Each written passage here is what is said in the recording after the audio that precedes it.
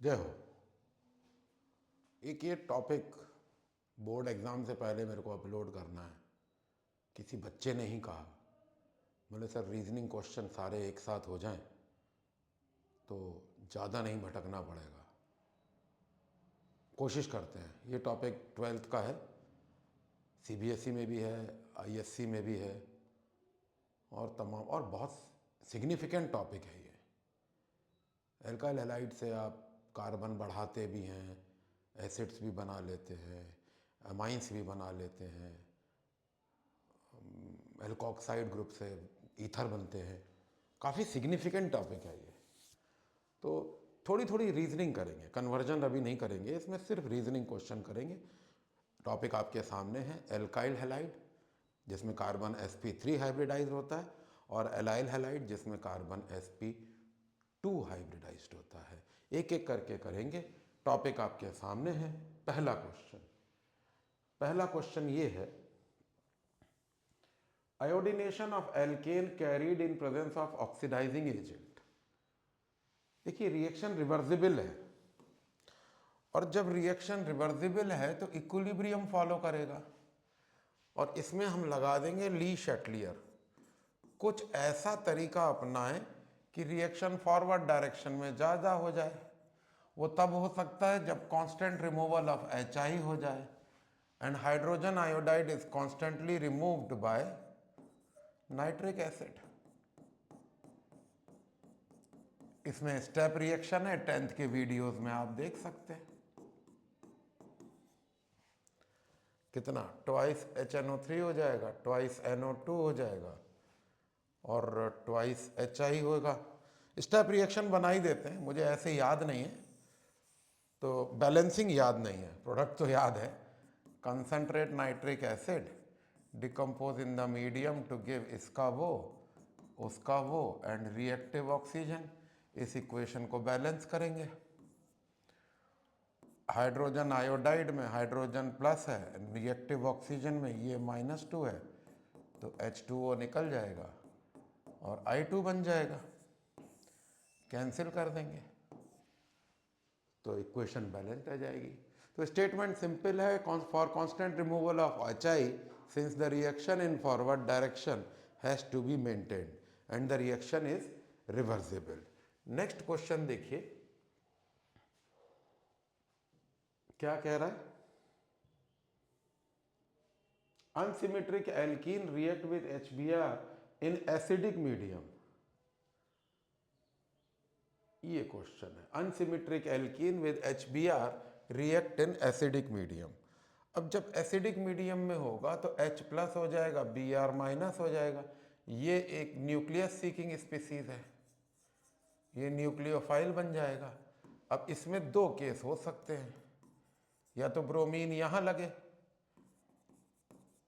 तो 2 degree carbocation बनेगा, या ब्रोमीन इधर लगे तो 1 डिग्री कार्बोकेटाइन बनेगा।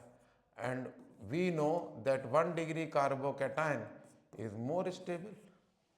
इसीलिए ब्रोमीन उस कार्बन पे लगता है जिसमें मिनिमम हाइड्रोजन है। नेक्स्ट देखिए, मार्कोनिकॉफ में HCl और HI नहीं होता। क्यों? क्योंकि इसकी साइज कम है, तो बॉन्ड डिसोसिएशन एनर्जी ज़्यादा होगी, और इसकी साइज ज़्यादा है तो बॉन्ड डिसोसिएशन एनर्जी कम है, and lead to formation of I2 molecule. इसीलिए ये दोनों यूज नहीं होते हैं, HBr यूज होता है। नेक्स्ट देखिए, fluorination of alkene done indirectly. अब इनडायरेक्टली क्यों करते हैं? देखें, फ्लोरीन की इलेक्ट्रोनेगेटिविटी बहुत ज़्यादा है।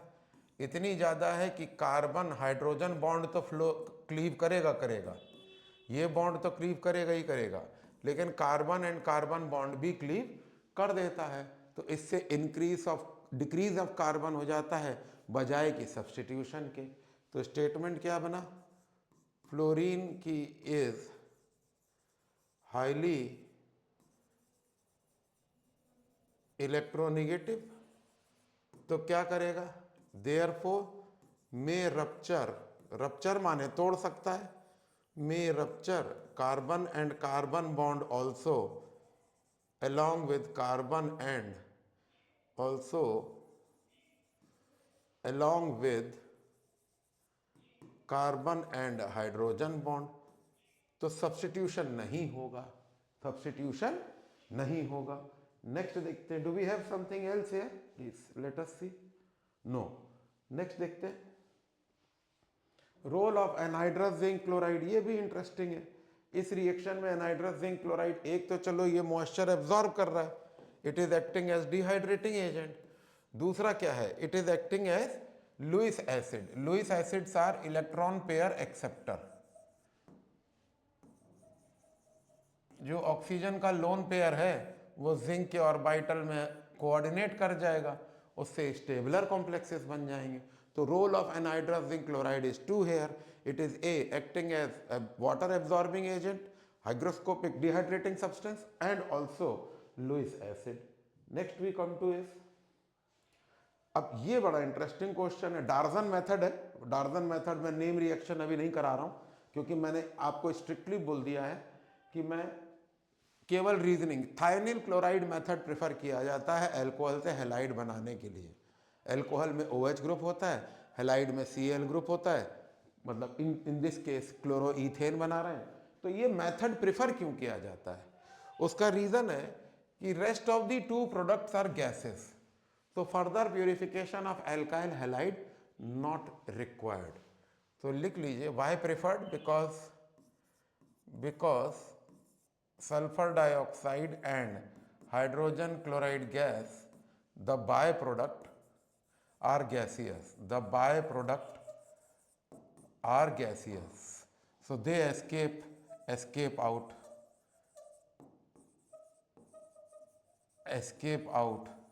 no further purification of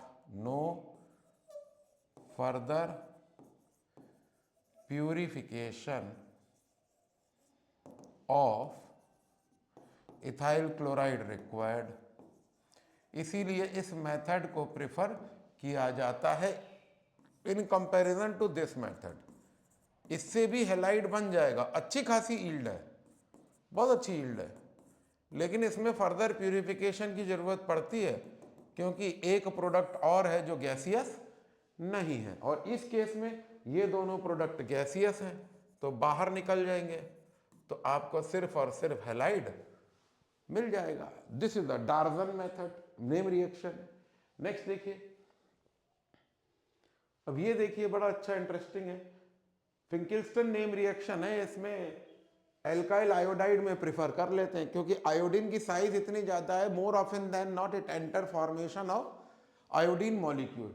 तो क्या करते हैं, एल्काइल आयोडाइड बनाना हो तो आप क्लोराइड बना के हैलाइड एक्सचेंज कर दीजिए, नहीं तो अगर ये होता तो ये फटाक से आयोडीन मॉलिक्यूल बना देता है। तो एल्काइल आयोडाइड बनाना बहुत मुश्किल काम है क्योंकि आयोडीन की साइज इतनी ज़्यादा है, जो कार्बन आयोडीन बॉन्ड होता है बहुत जल्दी टूट जाता है और आयोडीन फ्री रेडिकल बन के मॉलिक्यूल में कन्वर्ट हो जाता है। तो क्या करें कि जो एल्काइल आयोडाइड बन जाए, तो हैलाइड एक्सचेंज प्रोग्राम करते हैं, सोडियम आयोडाइड विद एसीटोन डालते हैं, सोडियम क्लोराइड निकल जाएगा और एल्काइल आयोडाइड बन जाएगा। Next we come to is, ये बड़ा इंटरेस्टिंग क्वेश्चन है, देखें क्या कह रहा है, MPBP of halo alkane greater than alkanes group. अब इसमें क्यों ऐसा है, एक तो देखिए हेलो एल्केन में मास ज्यादा है, एक तो मास ऑफ हैलाइड मोर है, इससे क्या होगा, मैग्नीट्यूड ऑफ इंटरमॉलिक्यूलर फोर्स ज्यादा होगा, magnitude of intermolecular force is more, magnitude of intermolecular force is more. और दूसरा क्या है कि हैलाइड की इलेक्ट्रोनेगेटिव ज्यादा है, तो मॉलिक्यूल का क्या होता है, डिस्टॉर्शन हो जाएगा, तो molecule will attract due to van der Waals forces, तो इंटरमॉलिक्यूलर फोर्स बढ़ जाएगा, तो ग्रेटर मैग्नीट्यूड ऑफ डाइपोल बन जाता है, greater magnitude of interval forces. greater magnitude of polar forces। दो रीजन इसमें बनते हैं, एक तो एल्काइल एल्केन से एल्काइल हाइड्राइड का मास ज्यादा है, greater the mass the greater the magnitude of intermolecular forces. दूसरा हेलोजन ग्रुप इलेक्ट्रोनेगेटिव है, it has a tendency to attract the shared pair of electron towards itself, thereby generating dipole in the molecule, and due to this dipole interaction molecule associate more, therefore their mpbp is comparatively much more than the melting and boiling point of alkanes। next we come to is, अब इसमें देखें what is it all about, let us see। mpbp of haloalkanes with same alkyl group but different halide group is this order। जाहिर सी बात है इसका mpbp सबसे कम होगा, इसका mpbp सबसे ज्यादा होगा, because size of iodine is much more, the molecular mass of alkyl iodide is more, so when the mass is more, the magnitude of intermolecular force is also more। so you can write here, what do you write, greater molecular mass,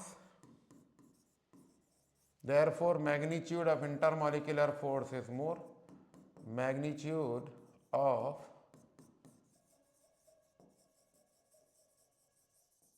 intermolecular force is more, like this। and next question we have on the same platform is this, what is this all about, mpbp haloalkanes with different alkyl group and same halogen group is this, same answer।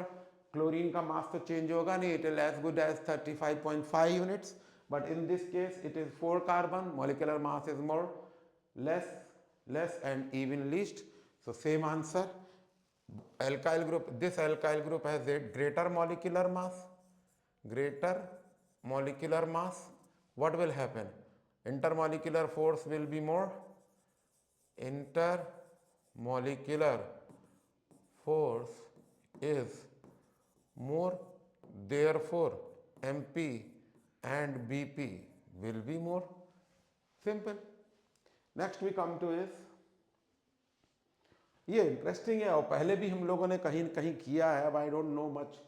अब एमपीबीपी decrease with branching, अब जितना ज़्यादा branching होगा उतना surface area कम पे जाएगा, lesser the surface area lesser is the magnitude of decrease in surface area, therefore lesser inter particle force, so you can write decrease in surface area, therefore magnitude of intermolecular force is less, magnitude of intermolecular force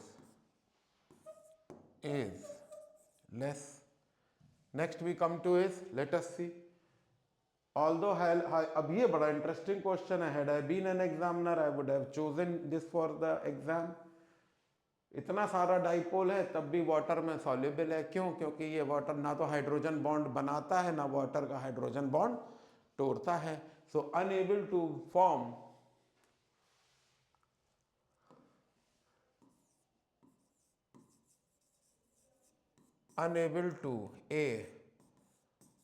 form intermolecular hydrogen bond with water, intermolecular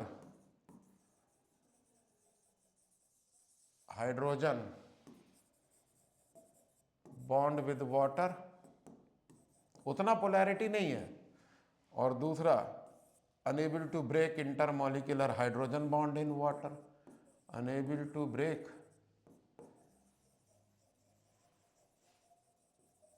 intermolecular hydrogen bond in water। बहुत अच्छा question है ये, despite the fact that it is a dipole still it is not able to form hydrogen bond. Next we come to is, अब ये बड़ा interesting question है, क्या है, एल्काइल आयोडाइड अगर बहुत दिनों के लिए रख दें तो वायलेट वेपर्स आ जाते हैं, क्योंकि iodine bond dissociation alkyl iodide की कम होती है, तो iodine free radical convert to molecule, so basically alkyl iodide convert to violet vapours of iodine. और क्यों बनता है, क्योंकि एल्काइल आयोडाइड की बॉन्ड जो बॉन्ड डिसोसिएशन एनर्जी है वो बहुत bond dissociation energy is quite low. So iodine free radical readily convert to I2 molecule. So iodine atom readily convert to iodine molecule. Next we come to is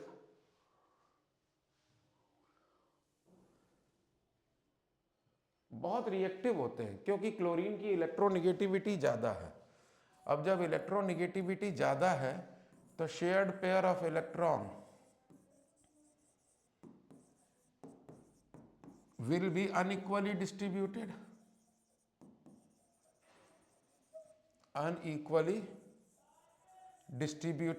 that will result into polarity,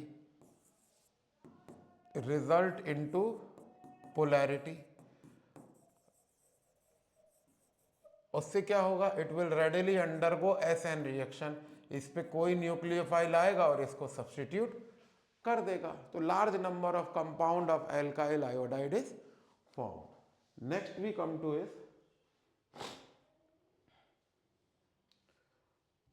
क्या question है, ये रहा,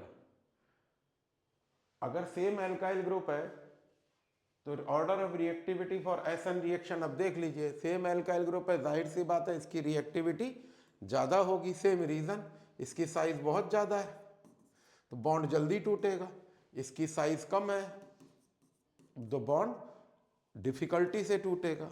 और अगर different alkyl group है तो इसमें देखिए alkyl group exert plus I effect, तो 3 डिग्री मोर रिएक्टिव हो जाएगा, तो लिख लीजिए greater the alkyl group attached to central carbon, greater the alkyl group attached to central carbon, greater is the magnitude of plus I effect, magnitude of plus inductive effect। अब जब inductive effect आएगा तो charge disperse होगा, bond यहीं से फटाक से टूट जाएगा, तो tertiary alkyl halide are more reactive than secondary and then primary. Next we come to is order of reactive of haloalkanes toward SN reaction, ये बड़ा इंटरेस्टिंग देखिए। अब 3 डिग्री में आप जानते हैं SN1 होता है, what is SN1 stands for, ये देख लें, S for substitution, N for nucleophilic, 1 for unimolecular, तो इसमें rate is only dependent upon the molar concentration of substrate, और ये 2 स्टेप में होता है, और फर्स्ट स्टेप फ्लो होता है जिसमें stability of carbocation is more, so single step slowest step is the rate determining step, slowest step is the rate determining step, और उसमें क्या होता है कि 3 डिग्री कार्बोकैटायन बनता है, पोलैरिटी के बाद जब बॉन्ड क्लीव करेगा हेलोजन का, ये बॉन्ड जब क्लीव करेगा तो 3 डिग्री कार्बोकैटायन बनेगा, and which is planar species and it is more stable, ये लीविंग ग्रुप हो जाएगा। So this is the slowest step, तो 3 डिग्री कार्बोकैटायन, क्योंकि इलेक्ट्रॉन डेफिशिएंसी है, यहाँ से प्लस आई इफेक्ट आएगा तो ये चार्ज न्यूट्रलाइज हो जाएगा, that is why 3 degree carbocation is, so stability is more, therefore the reactivity is more, stability of 3 degree carbocation. इस केस में ठीक उल्टा है, इसमें क्या होता है, अगर 3 डिग्री में आप लाएंगे कोई, मान लीजिए ये इस तरीके से है, प्लेनर स्पीसीज है, sp3 हाइब्रिडाइज्ड है, sp2 हाइब्रिडाइज्ड है, अब यहाँ से मान लीजिए कोई न्यूक्लियोफाइल आना है तो यहाँ से भी नहीं आ पाएगा क्योंकि बल्कि एल्काइल ग्रुप है, यहाँ से भी नहीं आ पाएगा बल्कि एल्काइल, तो 3 डिग्री में स्टीरिक हिंड्रेंस हो जाता है, इसलिए 1 degree is more reactive then 2 degree is more reactive then 3 degree. और इसमें वॉल्डन इन्वर्जन भी एक टर्म होता है, क्यों, क्योंकि जिधर से लीविंग ग्रुप होता है उसके दूसरी एंड से अटैकिंग ग्रुप होता है। देखें ये भी कोशिश करते हैं बनाने की, ये एक प्राइमरी कार्बोकैटायन है, ये लीविंग ग्रुप है और ये अटैकिंग ग्रुप है, यहाँ से अगर ये लीव हो रहा है तो ये यहाँ से अटैच हो जाएगा, तो it will lead to the inversion in the shape. Yes, जिसको वाल्डन इन्वर्जन कहते हैं, ऑप्टिकल एक्टिविटी में आता है। नेक्स्ट वी कम टू, मैं देखिए मैं सिर्फ रीजनिंग की बात इसमें कर रहा हूँ, कोई भी बच्चा वीडियो देखते वक्त ये ना सोचे अरे यार वाल्डन इन्वर्जन भी बता देते, ऑप्टिकल एक्टिविटी भी बता देते, तो फिर इस कैप्सूल का आइडिया फेल हो जाएगा कि 3 डिग्री ज़्यादा रिएक्टिव है SN1 में और 1 डिग्री ज़्यादा रिएक्टिव है SN2 में। आइडिया सिर्फ रीजनिंग के क्वेश्चन का है। मैं बीच बीच में इसलिए बोल रहा हूँ, कुछ बच्चे क्या होते हैं कि चलो थोड़ा आगे चल के देखते हैं वीडियो को, तो आपको मैं बार बार इसलिए याद दिला रहा हूँ कि आपको ये याद रखना है कि हम केवल रीजनिंग के क्वेश्चन करेंगे इसमें। Next we come to is, ये देखिए, अगर different products are formed when alkyl halide react with KCN और AgCl। अब इसमें देखिए साइनाइड की बात हो रही है, और साइनाइड ग्रुप क्या होता है, एम्बिडेंट होता है। अगर आयोनिक मीडियम में होता है तो इलेक्ट्रॉन डेंसिटी यहाँ होती है, और कोवेलेंट मीडियम में होता है तो इलेक्ट्रॉन डेंसिटी यहाँ ज़्यादा होती है। इसीलिए CH3Cl में, सॉरी आयोनिक कोवेलेंट इधर है, आई एम सॉरी, दोबारा बताएंगे, यहाँ ये कोवेलेंट मीडियम है तो इलेक्ट्रॉन डेंसिटी लोन पेयर की आ जाएगी, ये इलेक्ट्रॉन रिच हो जाएगा, और ये आयोनिक है तो इलेक्ट्रॉन डेंसिटी कार्बन की आ जाएगी। तो इस केस में क्या बनेगा, CH3Cl या X with AgCN will give isocyanide, will give isocyanide,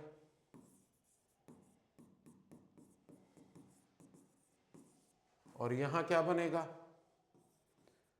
CH3Cl will alcoholic KCN will give cyanide with KCl। अब इसी को फर्दर आगे ले जाएंगे तो प्राइमरी अमाइन बन जाएगा रिडक्शन से, और इसको फर्दर रिडक्शन करा देंगे hydrogen and nickel at 300 degree centigrade तो सेकेंडरी अमाइन बनेगा। बहुत बढ़िया क्वेश्चन है ये, कि हैलाइड से प्राइमरी अमाइन एंड हैलाइड से ही सेकेंडरी अमाइन। नेक्स्ट देखिए, लेकिन इसमें एक बात याद रखिएगा, एम्बिडेंटेशन की बात हो रही है। एम्बिडेंटेशन मीडियम के पोलैरिटी के बेस पे डिसाइड होता है। अगर कोवेलेंट है तो इलेक्ट्रॉन डेंसिटी ऑफ नाइट्रोजन या electron density rich species will bond to the alkyl group, otherwise the other one.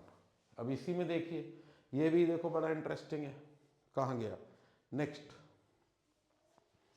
ये भी उसी बेस पे क्वेश्चन है कि जब डिफरेंट प्रोडक्ट्स आर एल्काइल। अब इसमें देखो, अगर एल्काइल हैलाइड पे आप KNO2 डाल रहे हो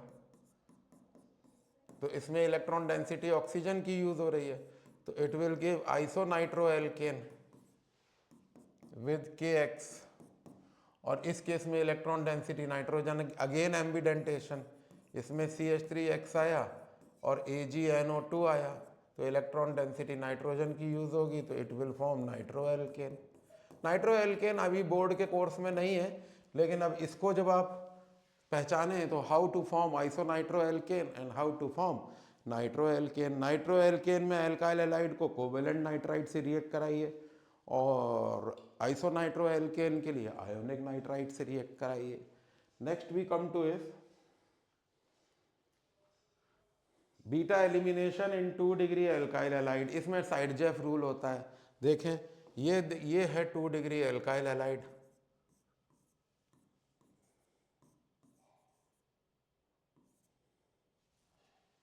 beta elimination in 2 degree alkyl halide.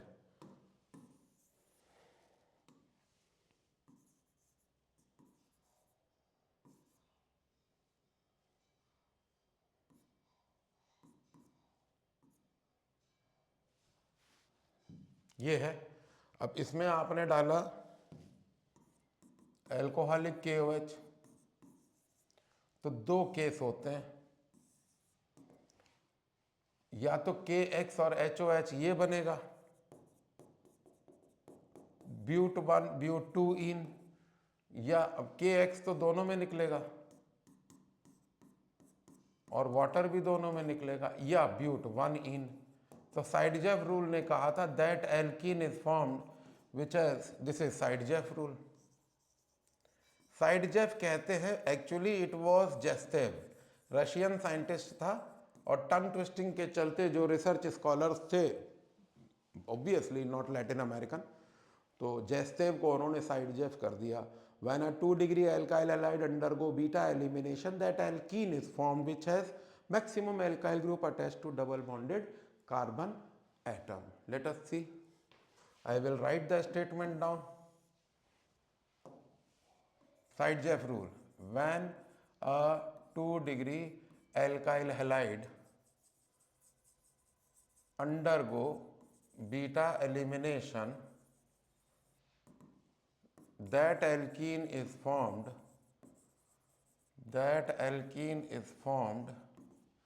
which has maximum alkyl group attached to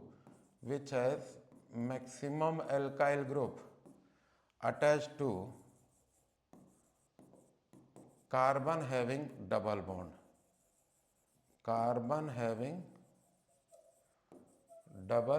bond, देख लीजिए, यानी कि symmetric alkene will be the बनता ये भी है 20% बनता है, ये 80% बनता है। Next we come to it, ये बड़ा इंटरेस्टिंग है। क्लोरोफॉर्म बनाएं तो उसको रखें क्यों और कैसे रखें?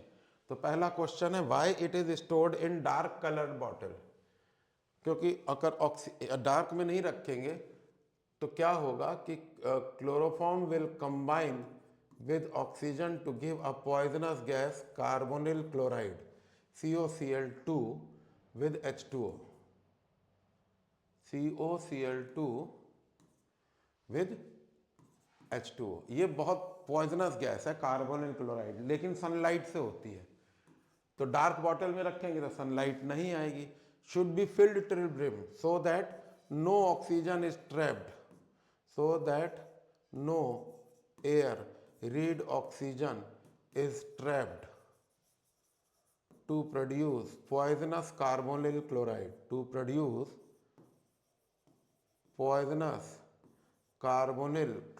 नेक्स्ट देखें, small amount of ethanol to be added, जो भी पॉइजनस कार्बोनिल क्लोराइड बनेगी उससे डाइथाइल कार्बोनेट बन जाएगा। To save time I have already written the equation in advance. What is the role, what is the use when small amount of ethanol is added to chloroform while storing it? बंद करने से पहले थोड़ा सा alcohol डाल देते हैं, for the simple reason that if carbonyl chloride, if at all is formed, it will convert to non poisonous diethyl carbonate, non poisonous diethyl carbonate, and this is poisonous carbonyl chloride,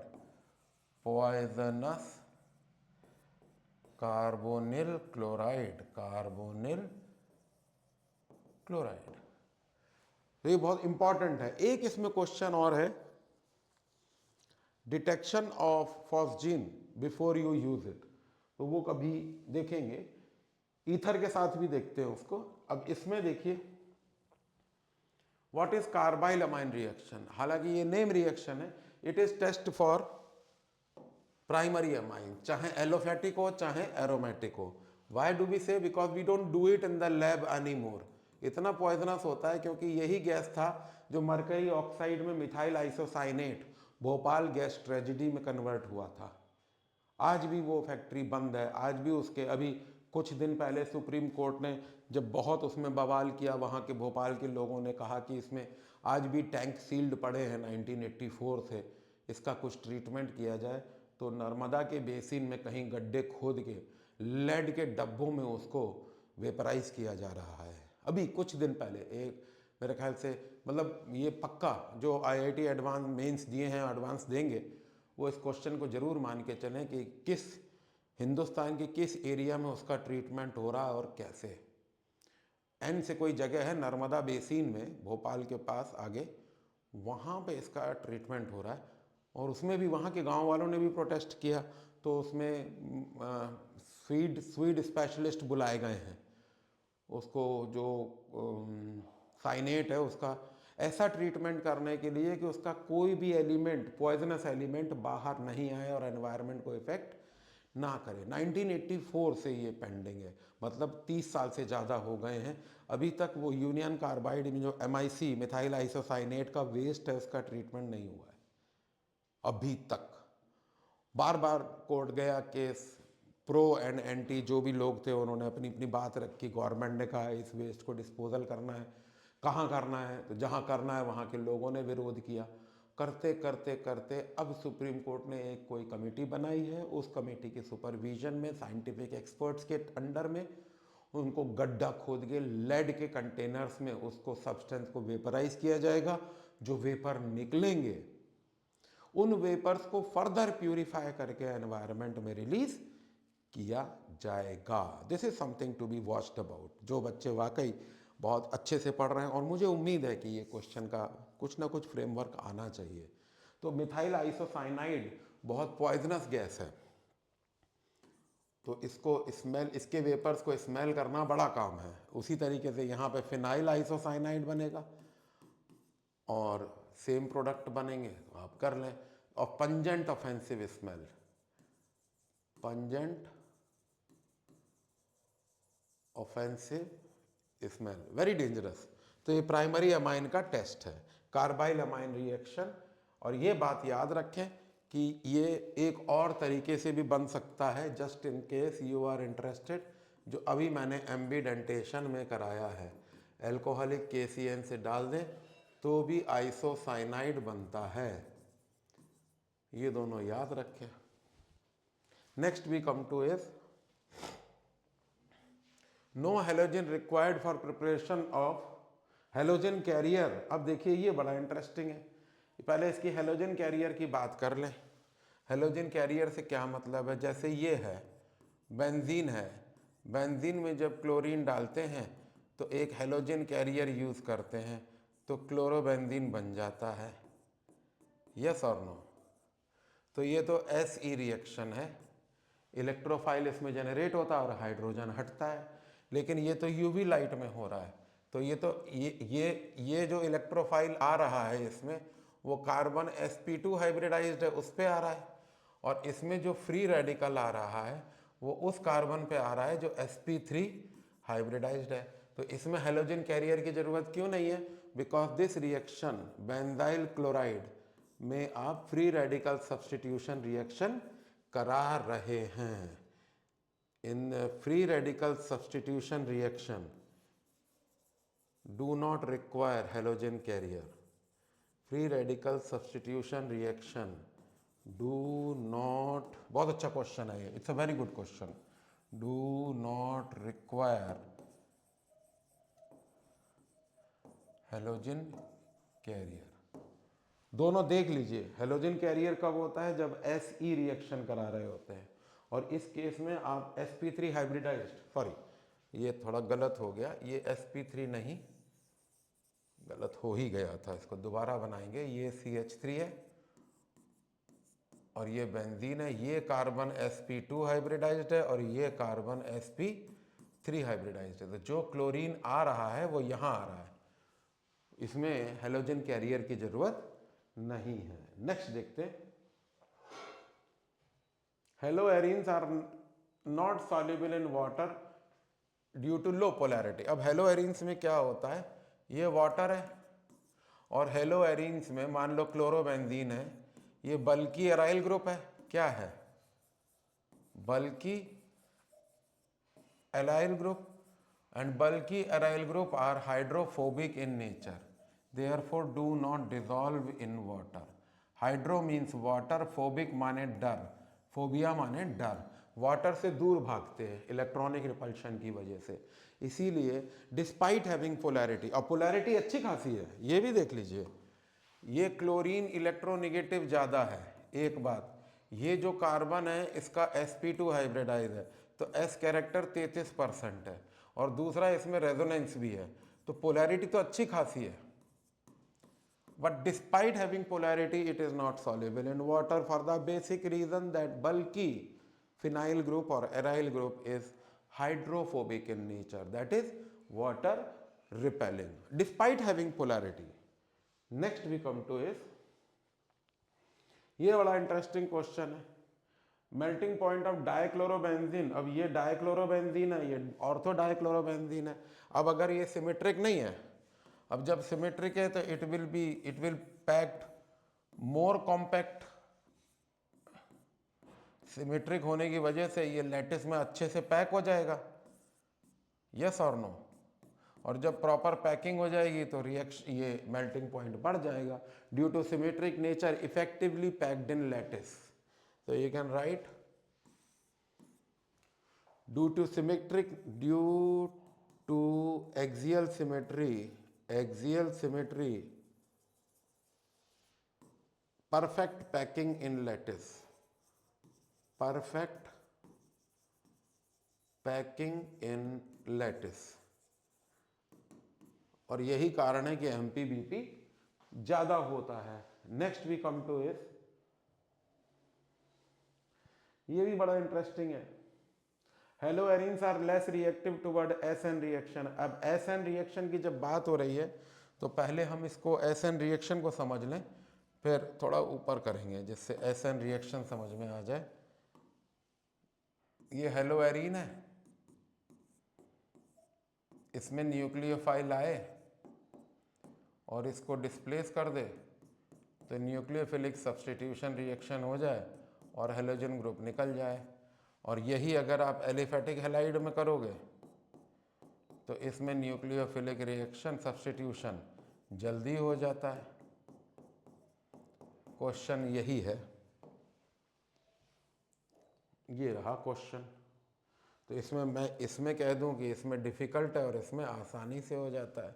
question digest करिए। तो होता क्या है, एक हो तो जाए लेकिन क्लोरीन का जो लोन पेयर है वो बेंजीन रिंग में रेजोनेंस करने चला जाता है। जब रेजोनेंस करने जाएगा तो एक स्ट्रॉन्गर मल्टीपल बॉन्ड बन जाएगा। ये देखिए, अब इस बॉन्ड को तोड़ना थोड़ा सा मुश्किल है, यहाँ तो सिंगल बॉन्ड था, अब रेजोनेट की वजह से डबल हो गया। दूसरा, क्लोरीन के साथ जो कार्बन अटैच्ड है उसका हाइब्रिडाइजेशन sp2 है बेंजीन रिंग में। अब जब sp2 है तो s कैरेक्टर 33% है, तो इलेक्ट्रॉन डेंसिटी अट्रैक्ट होगी तो ये बॉन्ड थोड़ा सा स्ट्रांग हो जाएगा, तो इसको सब्स्टिट्यूट करना मुश्किल होगा, राइट। और तीसरा क्या है कि क्लोरीन की इलेक्ट्रोनेगेटिविटी की वजह से और लोन पेयर की वजह से इस मॉलिक्यूल की पोलैरिटी थोड़ा सा कम हो जाती है। तो ये तीन रीजन है जिसकी वजह से हम कह सकते हैं कि aryl halide are less susceptible to nucleophilic substitution reaction than alkyl halide, and this is great. SE reaction in haloarenes at more at ortho position than at M position। अब इसका रेजोनेंस देखिए, मान लीजिए ये हेलोएरीन है,